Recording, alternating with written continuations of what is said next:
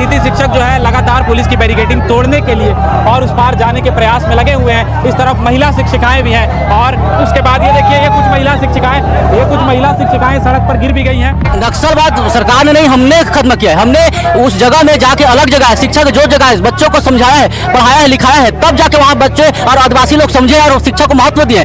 नक्सलवाद सरकार नहीं, हम अतिथि शिक्षकों ने खत्म किया।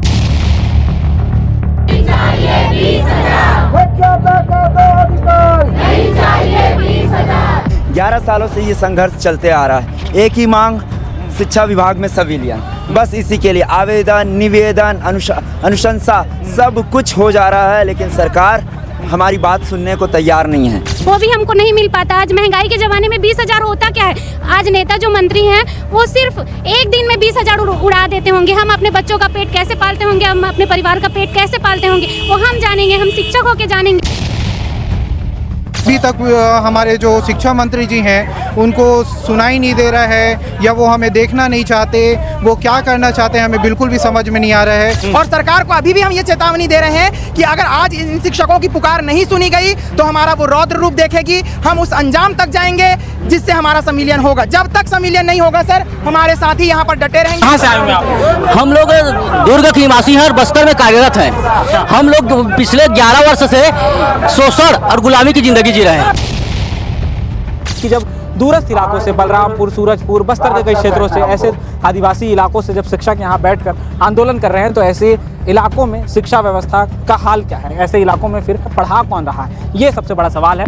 दिविजा इंटीरियो, भिलाई का ट्रस्टेड इंटीरियर डिजाइनिंग और मैन्युफैक्चरिंग स्टूडियो, जहां हर डिजाइन सिर्फ बनाया नहीं जाता बल्कि महसूस किया जाता है, और इसी सोच को हकीकत में बदल रहा है दिविजा इंटीरियो। नमस्कार, आप भारतीय मीडिया नेटवर्क देखना शुरू कर चुके हैं और आप सबको पता होगा कि दुर्ग में काफ़ी समय से जो विद्यामितान है, अतिथि शिक्षक हैं, वो धरने पर बैठे हुए थे। आज उन्होंने पैदल मार्च करने का फैसला लिया है और उसके बाद ये काफ़ी संख्या में अलग अलग जगह से विद्यामितान संघ के बैनर तले सभी अतिथि शिक्षक पैदल मार्च कर रहे हैं। आगे पुलिस के द्वारा पूरी तरह से बैरिकेडिंग कर दी गई है, भारी संख्या में पुलिस बल भी मौजूद है। आज आप लोग पैदल मार्च कर रहे हो, कहाँ जाने का इरादा है भैया? आज विधानसभा घेराव है हमारा। 13 दिन बैठे हो रहा है। शासन प्रशासन कोई सुध नहीं ले रही है हमारी। 11 सालों से ये संघर्ष चलते आ रहा है। एक ही मांग, शिक्षा विभाग में संविलियन, बस इसी के लिए आवेदन, निवेदन, अनुशंसा सब कुछ हो जा रहा है, लेकिन सरकार हमारी बात सुनने को तैयार नहीं है ना। एक ही मांग करना, एक तो वे भर्ती ले नहीं पा रही है, एक तो विद्यालयों में शिक्षकों की कमी है, एक तो शिक्षा व्यवस्था चरमराई हुई है। लेकिन 11 साल से हम जिस विभाग में हैं उस विभाग के मुखिया को दया। विधानसभा घेराव की आप बात कर रहे हैं, मानसून सत्र चल रहा है, बिल्कुल। क्या लग रहा है वहाँ आप लोगों का जिक्र हो रहा होगा, आप लोगों का मामला उठेगा? उम्मीद है, हर बार उम्मीद पे दुनिया कायम है। इतना हम निवेदन आवेदन कर रहे हैं, इतना प्रार्थना कर रहे हैं, उम्मीद करते हैं कि इस सत्र में हमारी आवाज़ उठेगी और हमारी मांग पूर्ण होगी। लेकिन अगर ये नहीं होती है तो इसका परिणाम। कितनी संख्या में आज आप लोग हैं, कौन कौन से जिलों से? लगभग 1200 प्लस विद्यामितान अतिथि शिक्षक आज उपस्थित हुए हैं। और अगर सरकार हमारी बातों को नहीं सुनती है तो हमारा आंदोलन इसी प्रकार से उग्र होते जाएगा। और अभी तो हम अतिथि शिक्षक उपस्थित हुए हैं, धीरे धीरे हम अपने परिवार को लेके आएंगे। क्यों? क्योंकि 600 में हमारा घर नहीं चल रहा है, 20,000 में हमारा घर परिवार नहीं चल रहा है। घर में मरने से अच्छा है कि हम दुर्ग में मरे, क्योंकि शिक्षा मंत्री के द्वारा उन्होंने समर्थन पत्र में हमारे लिए लिखा था कि हम इनको नियमित करेंगे। मोदी के गारंटी का आपने कागज भी पकड़ा हुआ है, ये क्या? मोदी की गारंटी के अनुसार उन्होंने कहा था कि 100 दिन के अंदर यदि छत्तीसगढ़ में भाजपा की सरकार आती है तो 100 दिन के अंदर वो कमेटी का गठन करके वो हमारे नियमितीकरण का रास्ता निकालेगी। किंतु अभी ढाई साल से अधिक हो गया, अभी तक हमारे लिए कुछ नहीं किया है इस भाजपा सरकार ने। हम पूरी तरह से टूट गए हैं, त्रस्त हो गए हैं। हर विधायक का चक्कर लगा के थक गए हैं। हर विधायक के द्वारा सहमति लेटर पैड में दिया गया है कि आपके लिए कुछ किया जा रहा है, लेकिन अभी तक किसी भी प्रकार का रास्ता नहीं निकाला गया है हमारे। आज आप लोगों ने विधानसभा घेराव करने का फैसला किया है। पैदल आप लोग, हजारों की संख्या में लोग, अतिथि शिक्षक आप लोग हैं आगे, लेकिन पुलिस की तरफ से भारी बैरिकेडिंग कर दी गई है। ऐसे में आप लोग क्या लग रहा है, पहुंच पाएंगे वहाँ तक? सर, हम लोग इतनी भारी जनसंख्या में हैं और इतने आक्रोश में हैं और हम पूरी तरह से टूट गए हैं। हम टूट गए हैं, हमको कोई रोक नहीं सकता है। आज हम लोग विधानसभा तक पहुंचेंगे और विधानसभा का घेराव करेंगे और गुंगी शिक्षा मंत्री को उनके लेटर पैड में जो लिखा है उन्होंने उसको पूरा करने का वो सब जान रहे हैं, उनको हर चीज़ पता है, लेकिन वो हमारी भावनाओं को समझ नहीं रहे हैं। वो किसी भी प्रकार का हमारे प्रति अच्छा सोच नहीं रहे हैं। उनका कहना है कि आपको संडे का छुट्टी दिया जाएगा। संडे का छुट्टी लेके क्या करेंगे हम लोग? संडे का कौन सा स्कूल खुलता है और 20,000 में किसका घर चलता है? सर बता दीजिए आप। आप कहाँ से आए हुए, कौन से जिले से? मैं कोंडागांव जिले से आया हुआ हूँ। हमारी प्रमुख मांग है सर, संविलियन की मांग है। सरकार से हम विगत 13 दिनों से यही मांग कर रहे हैं और यही मांगने के लिए आज हम विधानसभा घेराव करने के लिए रायपुर कूच कर रहे हैं। आज भी हम सरकार से सर यही आवेदन निवेदन प्रार्थना कर रहे हैं कि जल्द से जल्द हमारे माननीय शिक्षा मंत्री जी हमारे संविलियन के अधिकार को लेकर के संज्ञान ले, अपने प्रशासनिक अधिकारियों को ये आदेश दे कि जल्द से जल्द जो राज्य अतिथि शिक्षक बीहड़ क्षेत्रों में कार्यरत हैं उनका जल्द से जल्द स्कूल शिक्षा विभाग में संविलियन कर दिया जाए। अगर आज भी सरकार हमारी मांगे नहीं मानती है सर, तो हम आगे अपने आंदोलन को और उग्र रूप देंगे। और सरकार को अभी भी हम ये चेतावनी दे रहे हैं कि अगर आज इन शिक्षकों की पुकार नहीं सुनी गई तो हमारा वो रौद्र रूप देखेगी। हम उस अंजाम तक जाएंगे जिससे हमारा संविलियन होगा। जब तक संविलियन नहीं होगा सर, हमारे साथी यहाँ पर डटे रहेंगे। आज आप खुद देख रहे हैं कि हजारों की भीड़ में हमारे साथी आज अपनी हक की लड़ाई की लड़ने यहाँ पर मैदान में आए हुए हैं। इसलिए मैं माननीय मुख्यमंत्री जी, माननीय शिक्षा मंत्री जी और माननीय वित्त मंत्री जी को ये कहना चाहूँगा आपके चैनल के माध्यम से कि हम शिक्षक हैं, हमारा सम्मान, हमारा अधिकार हमको वापस लौटा दीजिए। हमारे साथ भेदभाव ना करें, हमारे साथ अन्याय ना करें। आप ही के शासनकाल में है ना, शिक्षा गारंटी गुरुजी का, शिक्षा कर्मी गुरुजी का सबका संविलियन हुआ है। शिक्षा विभाग में मात्र हम 1600 अतिथि शिक्षक बच गए हैं जो खून के आंसू रो रहे हैं। तो हम आपको चुन करके लाए हैं, आपको नेता बनाए हैं अपने जीवन को संवारने के लिए, सुधारने के लिए। तो माननीय मंत्री जी से निवेदन है, हमारा भी भविष्य सुधार दीजिए और हमको भी संविलियन का सौगात दे दीजिए। तो आप देख रहे होंगे कि तमाम जो अतिथि शिक्षक हैं आगे तिरंगा लेकर के एक मैडम चल रही हैं और उनके पीछे पीछे अलग अलग तख्तियां लेकर के बच्चे भी इनमें शामिल हैं। कुछ बच्चे हैं जो आगे आगे चल रहे हैं और वो भी अपने माता पिता के साथ क्या करने आए हो बाबू? क्या मम्मी को क्या लेने आए हो? क्या मांग लेकर के आए हो? संविलियन।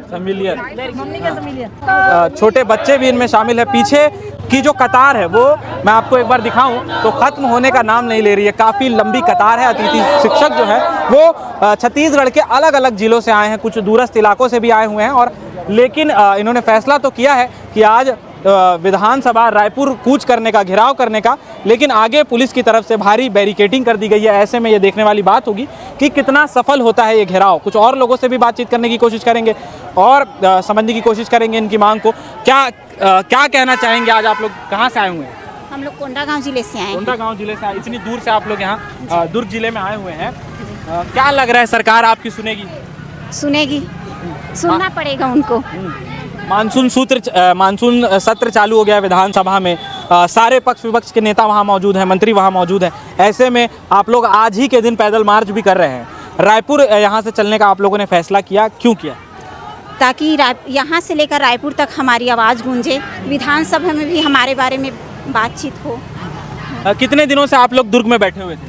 हम लोग 1 तारीख से, आज 13 तारीख। हाँ। लगभग कितने दिन हो गए आप लोगों को आंदोलन? 13-14 दिन हो गए। 13 दिन हो गया। हाँ। इन 13-14 दिनों में क्या कोई जिम्मेदार व्यक्ति आप लोगों से मिलने के लिए पहुंचा? अभी तक शासन ने हमारी कोई भी सुध नहीं ली है और हम ऐसे भूखे प्यासे आज तक 1 तारीख से लेकर आज तक बैठे हैं अपनी मांग को लेकर। शिक्षा विभाग में संविलियन हमारा प्रमुख मांग है। हम मात्र 20,000 में पूरा समान काम व्याख्याता के जैसे पूर्ण काम करते हैं, हर चीज़ एक ही छत के नीचे। लेकिन हमको सरकार आज 9 वर्ष हो गए, 10 वर्ष हो गए हमारी अवहेलना कर रही है। हमको बिल्कुल भी हमारा जो मेहनत का जो पैसा है वो भी हमको नहीं मिल पाता। आज महंगाई के ज़माने में 20,000 होता क्या है? आज नेता जो मंत्री हैं वो सिर्फ एक दिन में 20,000 उड़ा देते होंगे। हम अपने बच्चों का पेट कैसे पालते होंगे, हम अपने परिवार का पेट कैसे पालते होंगे, वो हम जानेंगे। हम शिक्षक होकर जानेंगे कि हम किस प्रताड़ना से हम गुजर रहे हैं। 20,000 रुपये आप लोगों को सैलरी दी जाती है। ऐसे में कितने सब्जेक्ट्स की और कितने क्लासेस को आप लोगों को पढ़ाना पड़ता है? हम सभी शिक्षक लगभग मुख्य विषय फिजिक्स, केमिस्ट्री है, बायोलॉजी है, इंग्लिश है, इसके टीचर हैं और हम 4 से 5 पीरियड पढ़ाते हैं।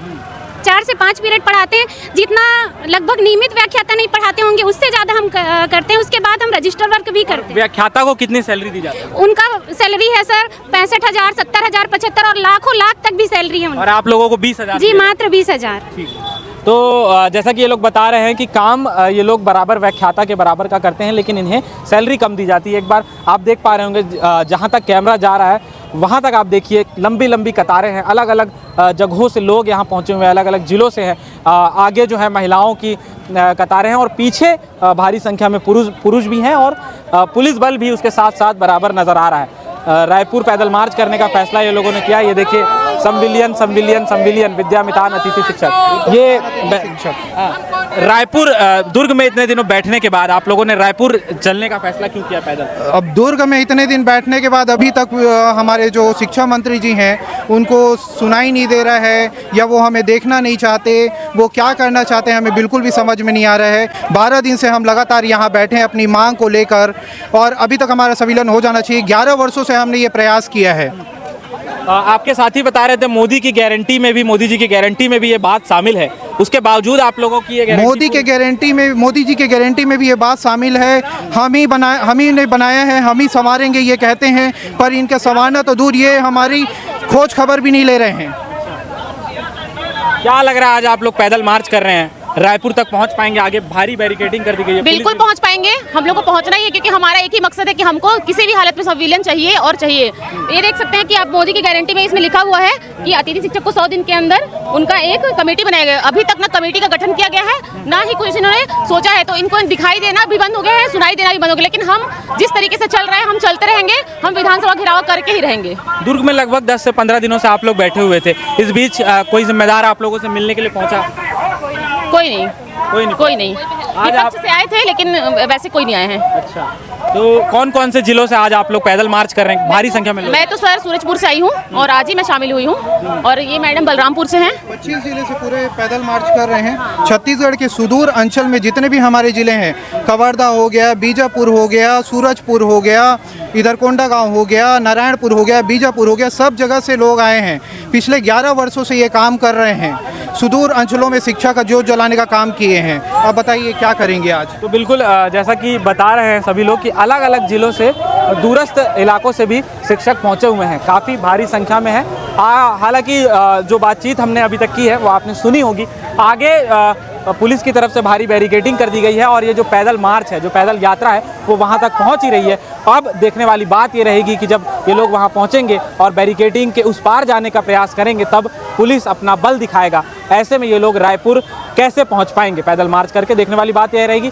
हम आपको दिखाते रहेंगे, आगे बने रहिए इस वीडियो में। तो देखिए लगातार जो शिक्षक पैदल मार्च कर रहे थे वो पुलिस की बैरिकेडिंग के करीब आकर के सड़कों पर बैठ गए हैं। कितनी संख्या में शिक्षक हैं, अतिथि शिक्षक हैं, आप देख रहे हैं। दूरस्थ इलाकों से, अलग अलग इलाकों से लोग यहाँ इस आंदोलन में शामिल होने के लिए आए हुए हैं। कहाँ से आई हुई हैं? सुकमा जिले से। सुकमा जिले से आप आई हुई हैं? इतनी दूर से यहाँ दुर्ग में आप लोग आए हुए हैं अपनी मांग को लेकर के, पुलिस ने बैरिकेडिंग कर दी। जी सही बात बोल रहे हैं और हम लोग करीबन 10 सालों से वहाँ सेवा दे रहे हैं और सरकार का हमारे प्रति जो भी रवैया है उससे हम असंतुष्ट हैं और हम अपने अधिकार और अपनी मांगों को लेते हुए अपने सड़क पर अड़े ही रहेंगे। इतने दिनों से आप लोग 10-15 दिन से मांग कर रहे थे अपनी, क्या लग रहा है, क्या परिणाम निकला इसका?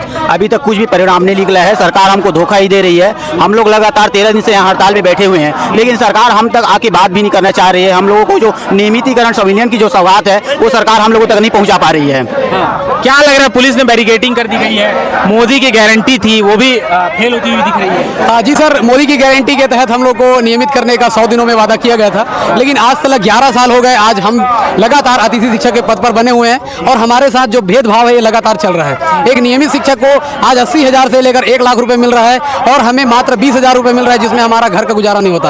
और तो और हमें 1.5 महीने का तनख्वाह भी नहीं दिया जाता, जिसमें हम अपने घरों से दूर दराज 500 से 600 किलोमीटर की दूरी पर रहते हैं, जहां पर 1.5 महीने का किराया हमें नहीं दिया जाता, लेकिन किराएदार तो अपना किराया लेगा ही लेगा। उसके बावजूद भी क्या आज हम 1.5 महीने के लिए हम अपने बाल बच्चों का पालन पोषण ना करें या भरण पोषण ना करें? इस प्रकार से हम सरकार से यही मांग करते हैं कि हमें जल्द से जल्द नियमित करें। पिछले 13 दिनों से तो आप लोग आंदोलन पे थे, इसके पहले आप लोग कहाँ गए थे अपनी मांग को लेकर? इसके पहले सर हमने सभी मंत्री, सभी नेताओं, सभी सांसदों जो आज सत्ता पर बैठे हैं उनके पास लगातार हम चक्कर काट रहे हैं। आज 2.5 से 3 साल हो गया और इसके पहले भी आज 2 से 3 साल हो गया हमने हड़ताल जैसा कोई बिगुल नहीं बजाया। हम परेशान होकर आज मैदान पर और आज भी सड़क पर बैठे हैं। अपने पूरे परिवार को, आज छोटे छोटे बच्चों को लेकर महिलाएं बैठी हुई हैं आज सुबह से आकर, और लगातार 12-13 दिनों से ये लोग बैठे हुए हैं अपने बाल बच्चों के साथ। कई महिलाएं हैं जो आज प्रेग्नेंट है या 2-4 महीने के बच्चे को लेकर यहाँ पर बैठी हुई है। हमारी मांग पूरी ही नहीं हो रही लगातार।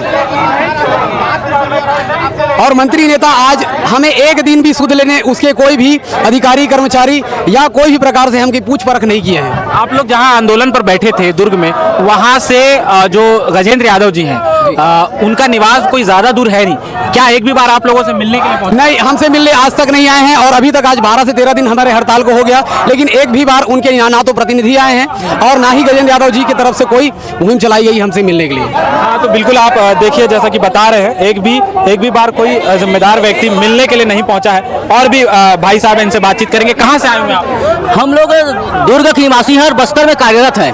हम लोग पिछले 11 वर्ष से शोषण और गुलामी की जिंदगी जी रहे हैं। सरकार कह रही है, आप बस्तर में काम करते हैं, सरकार कह रही है कि नक्सलवाद को हमने खत्म कर दिया, अब बस्तर पिछड़ा हुआ था, विकास होगा। आप शिक्षक हैं, शिक्षा भी विकास का एक महत्वपूर्ण अंग होता है, तो क्या लग रहा है आप लोगों को? नक्सलवाद सरकार ने नहीं, हमने खत्म किया है। हमने उस जगह में जाके अलग जगह है, शिक्षा की जो जगह है, बच्चों को समझाया है, पढ़ाया है, लिखाया है, तब जाके वहाँ बच्चे और आदिवासी लोग समझे और शिक्षा को महत्व दिए। नक्सलवाद सरकार नहीं, हम अतिथि शिक्षकों ने खत्म किया है। आज 11 वर्ष हो गए हमको, ना वेतन मिलता ढंग से, न कुछ मिलता है। 11 वर्ष में हम लोग संघर्षरत हैं, शोषण के शिकार हैं। एक तरफ सरकार बिना योग्यता वाले बीएड सहायक शिक्षक को संविलियन कर दिया गया है, सहायक शिक्षक बना दिया गया है, हमको वहीं पर रहा है। बिना नियम कानून को आर्ट्स वाले को साइंस में भर्ती कर दिया गया है। और 20,000 रुपए सैलरी के लिए आप लोग घोर नक्सल प्रभावित क्षेत्रों में जाकर के काम कर रहे हैं। जी बिल्कुल, वहाँ बिजली पानी से लेकर जंगली जानवरों का खतरा है, नक्सलवादी का भी खतरा है, फिर भी हम अपने जीवन को दांव पर लगाकर काम कर रहे हैं। लेकिन सरकार के बार बार गुहार लगा है, तब जाके आज तक ना उन्होंने हमारी सूद ली है, ना हमारी चिंता की है। हम चाहते हैं कि सरकार को जल्द हमारे विभागों में संविलियन किया जाए। हमारा पद 16 मार्च 2022 को भरा गया है, हम लोग पद के विरुद्ध कार्य कर रहे हैं, फिर भी सरकार हमारी सूद नहीं ले रही है। देखिए सड़क पर बैठे हुए हैं और एक पोस्टर आपको दिख रहा होगा, हम हर कुर्बानी दे के रहेंगे, वेतनमान लेके रहेंगे। वेतन के लिए आप लोग हर प्रकार की कुर्बानी देने के लिए? हाँ, बिल्कुल तैयार है हम लोग। हाँ, बहुत तैयार है हम लोग। क्या लग रहा है, सड़क पर बैठ गए हैं, 15 दिनों लगभग 15 दिन हो गए आप लोगों को आंदोलन करते हुए, क्या होगा, कुछ मांग सरकार सुनेगी आप? सुनना चाहिए भाई हमारा मांग। हम लोग को 11 वर्ष से हो गया यहाँ काम करते हुए, बीहड़ क्षेत्रों में करते हुए, काम करते हो गया हम लोगों को। हाँ, तो सुनना चाहिए हमारा बात को। उनसे बहुत आग्रह है, बहुत विनती किए हैं, है ना। और अपने घोषणा पत्र में भी उन्होंने लिखा है कि हमारी सरकार जैसे ही आएगी आप लोगों को नियमितीकरण दिया जाएगा। घोषणा पत्र में लिखने के बाद सरकार अपना काम नहीं कर रही है, ऐसे में क्या लगता है आपको? सरकार सीधा अपना जेब भर रही है। 20,000 में उसका काम हो रहा है और उस एक व्याख्याता को मिलता है 60,000, 70,000, 1 लाख, उसका 20,000 में काम हो रहा है। हमारा पोस्ट जो है अभी भी व्याख्याता, कोई भी रेगुलर व्याख्याता यहाँ पे नहीं आ सकते हैं और उनका काम 20,000 में हो रहा है, तो क्यों नियमित करेगा? सीधा उसका पैसा सीधा उसके जेब में जा रहा है। आज हमको 10 साल हो गया, ये 11वां साल है हमारा। कितना पैसा खा गए, हर सरकार आती है हमारा पैसा खा खा के जा रही है। हमारा कब सम्मिलन होगा हमको पता नहीं। छोटे छोटे बच्चे को लेकर आ रहे हैं, इतना हमको न सीएल का प्रावधान है, न कुछ। छोटे छोटे बच्चे को लेके जाते हैं, न छुट्टी मिलता है, न कुछ होता है, न हमारा एक्सीडेंट हो जाता है। कितने हमारे साथी लोग मर गए एक्सीडेंट में, उसका कोई प्रावधान नहीं है। हर चीज का रेट बढ़ाते जा रहे हैं। 20,000 में क्या होगा हम लोगों का? कुछ नहीं होगा। हाँ, देखेंगे लगातार जो शिक्षक आंदोलन कर रहे हैं उनका जोश बरकरार है। कई किलोमीटर पैदल चलने के बाद जब यहाँ पहुँचे और सड़क पर बैठे हैं तो इनका जोश जो है कम होने का नाम नहीं ले रहा है। वहीं दूसरी तरफ पुलिस की बैरिकेडिंग भी है, लगातार नारेबाजी हो रही है। आप देखेंगे पीछे माइक भी लगा हुआ है और अलग अलग जगहों पर नारेबाजी हो रही है। हाँ, तो आप देख पा रहे होंगे मेरे पीछे जो अतिथि शिक्षक काफ़ी देर तक बैठ गए थे यहाँ बैरिकेडिंग के सामने, अब तेज़ी से बैरिकेडिंग की तरफ बढ़ रहे हैं। एक एक करके कतारबद्ध ये लोग बैरिकेडिंग की तरफ बढ़ रहे हैं और इस तरफ पुलिस भी अपने बल और दल के साथ मौजूद है। देखने वाली बात ये रहेगी कि अतिथि शिक्षक जब यहाँ पहुँचते हैं तो किस प्रकार से यहाँ झूमा झटकी होती है। क्या अतिथि शिक्षक जो है बैरिकेडिंग को तोड़ने का जो प्रयास करेंगे वो कितना सफल होगा, ये देखने वाली बात रहेगी। धीरे धीरे करके नारेबाजी करते हुए वे लोग बढ़ रहे हैं, अतिथि शिक्षक बढ़ रहे हैं। तो अतिथि शिक्षक जो हैं वो पुलिस की बैरिकेडिंग की तरफ के पास पहुंच गए हैं और पुलिस के साथ झूमा झटकी भी शुरू हो गई है। रायपुर विधानसभा घेरने अपनी मांग को रखने की इनकी चाहत है, लेकिन पुलिस भारी संख्या में बैरिकेडिंग के साथ, दल और बल के साथ मौजूद है। पीछे नारेबाजी भी चल रही है और झूमा झटकी भी है। आप देखेंगे कि अतिथि शिक्षकों के साथ किस प्रकार से झूमा झटकी पुलिस की हो रही है। अतिथि शिक्षक जो है लगातार पुलिस की बैरिकेडिंग तोड़ने के लिए और उस पार जाने के प्रयास में लगे हुए हैं। इस तरफ महिला शिक्षिकाएं भी हैं और उसके बाद ये देखिए ये कुछ महिला शिक्षिकाएं सड़क पर गिर भी गई हैं और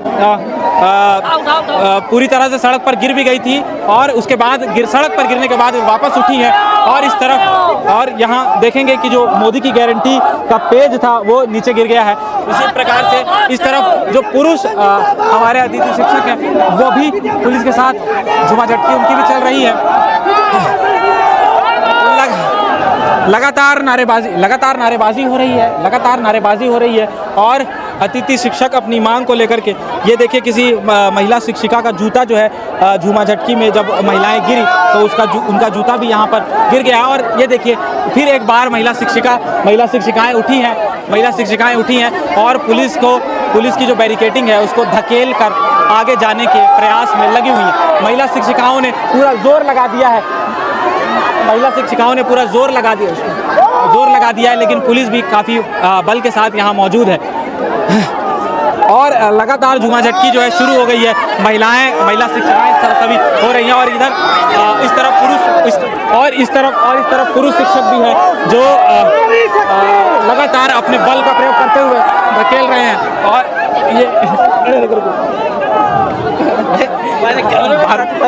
हमारे कैमरे में लगातार सारी तस्वीरें कैद हो रही हैं और ये जो शिक्षक हैं लगातार उस तरफ बैरिकेडिंग को भेद कर जाने की कोशिश में लगे हुए हैं और हमारे कैमरामैन साथी आपको आगे से खुद उस भीड़ में शामिल होकर के वो सारी तस्वीरें दिखा रहे हैं। आप देख पा रहे होंगे पुलिस के बैरिकेडिंग के करीब पहुंचकर भी लगातार नारेबाजी शुरू है शिक्षकों की। लगातार वे लोग नारे लगा रहे हैं होश में आकर के काम करो और पुलिस के साथ झूमाझटकी भी शुरू है। हालांकि इसी बीच में कुछ लोगों से बातचीत करने की भी हम कोशिश करेंगे।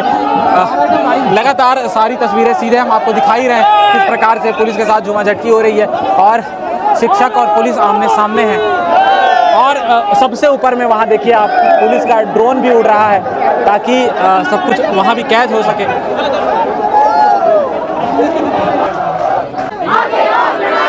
यहाँ आप देख रहे होंगे कि यहाँ पुलिस की द्वारा बैरिकेडिंग की गई थी उसके ठीक सामने आकर के सभी अतिथि शिक्षक बैठ गए। एक महिला शिक्षिका है जो बेहोश भी हो गई है और सभी साथी उन्हें हवा देने की कोशिश कर रहे हैं और अभी जो पुलिस के साथ झूमाझटकी चल रही थी उसी में एक शिक्षक को चोट भी लगी है और एक महिला शिक्षिका बेहोश हो गई है। महिला शिक्षिका बेहोश भी हो गई है, इनकी तबीयत ठीक नहीं है। हालांकि सभी शिक्षक जो बैरिकेडिंग के ठीक सामने आकर के अभी दोबारा बैठ गए हैं क्योंकि कुछ देर तक झूमाझटकी करने का प्रयास किया गया और उसके बाद पुलिस बल काफ़ी संख्या में मौजूद है तो अतिथि शिक्षक यहाँ पुलिस बल के सामने बैठ गए हैं और जम करके नारेबाजी हो रही है। अब देखने वाली बात ये रहेगी कि ऐसे में शिक्षकों की मांग कितनी हद तक सुनी जाती है या नहीं सुनी जाती है। जो तमाम खबरों के माध्यम से जब सरकार के पास ये चीज़ें पहुंचेंगी तब वो लोग क्या कहेंगे। कुछ लोगों से बातचीत करने की भी कोशिश करेंगे। रायपुर जाने का आप लोगों का इरादा था, क्या हो गया यहाँ बैरिकेडिंग के साथ? यहाँ प्रशासन हमको रोक ली है ना, पर हम घेराव तो जरूर करेंगे सर। आज नहीं तो कल करेंगे। अभी 17 तक के विधानसभा है, हम उसमें से एक दिन जरूर करेंगे विधानसभा घेराव। अच्छा। हम अपने हक की लड़ाई लड़ रहे हैं और हमारा हक है, हम लेके रहेंगे। एक साथी आप लोगों की बेहोश भी हो गई है। जी जी सर। क्या हुआ, कैसे हुआ? सर इतना धक्का मुक्की, पुलिस प्रशासन हमको रोकने के लिए यहाँ पे तैनात कर दिया गया है। हम विधानसभा घेराव के लिए जा रहे थे, इतना धक्का मुक्की में हमारे कई महिला साथी यहाँ पे बेहोश हुए हैं, उनको कई प्रकार की चोटें भी लगी हुई हैं, फिर भी सरकार को सुध नहीं है। और कितना अत्याचार करोगी, किस तरह का अत्याचार करोगी, इससे अच्छा हम सबको जहर देके मार दीजिए। आज तो रायपुर जाने की आप लोगों की तैयारी थी, अब रोक दिया गया आप लोगों को, ऐसे में क्या करेंगे आप? बैठे रहेंगे यहीं पे, बैठे रहेंगे जब तक शासन का कोई आदमी नहीं आता तब तक बैठे रहेंगे। तो अब तक आपने देखा कि शिक्षा मित्र जो और अतिथि शिक्षक जो है अपनी मांगों को रखते हुए पैदल मार्च करते हुए आए और सामने पुलिस की बैरिकेडिंग की गई है, उसके ठीक सामने ये लोग सभी के सभी अभी बैठ गए। अब सबसे बड़ी बात यह है कि जब दूरस्थ इलाकों से बलरामपुर, सूरजपुर, बस्तर के कई क्षेत्रों से, ऐसे आदिवासी इलाकों से जब शिक्षक यहाँ बैठकर आंदोलन कर रहे हैं तो ऐसे इलाकों में शिक्षा व्यवस्था का हाल क्या है, ऐसे इलाकों में फिर शिक्षा व्यवस्था कैसे चल रही है, पढ़ा कौन रहा है, ये सबसे बड़ा सवाल है। और अब देखने वाली बात ये रहेगी कि मानसून सत्र शुरू हो गया है, विधानसभा में पक्ष विपक्ष के सारे नेता मौजूद हैं। ऐसे में जब इनकी मांग वहाँ तक पहुँचती है तब उनकी मांगों को सुना जाता है या नहीं सुना जाता है, क्योंकि मोदी की गारंटी की बात आ रही है, कई बार वादे किए गए हैं। इन सब के बावजूद आज शिक्षा मित्रों को, अतिथि शिक्षक शिक्षिकाओं को यहाँ पैदल मार्च करके अपना विरोध प्रदर्शन करना पड़ा और घंटों से ये लोग यहाँ पुलिस की बैरिकेडिंग के सामने बैठे हैं। झूमा झटकी की सारी तस्वीरें हमने आपको दिखाई, किस प्रकार से पैदल मार्च करके वो यहाँ तक पहुंचे वो भी हमने आपको दिखाया। अब आपकी राय क्या है कमेंट बॉक्स में ज़रूर लिखिएगा, और आपको क्या लगता है क्या इनकी मांग सरकार के द्वारा सुनी जाएगी या नहीं सुनी जाएगी वो भी आप कमेंट बॉक्स में ज़रूर लिखिएगा।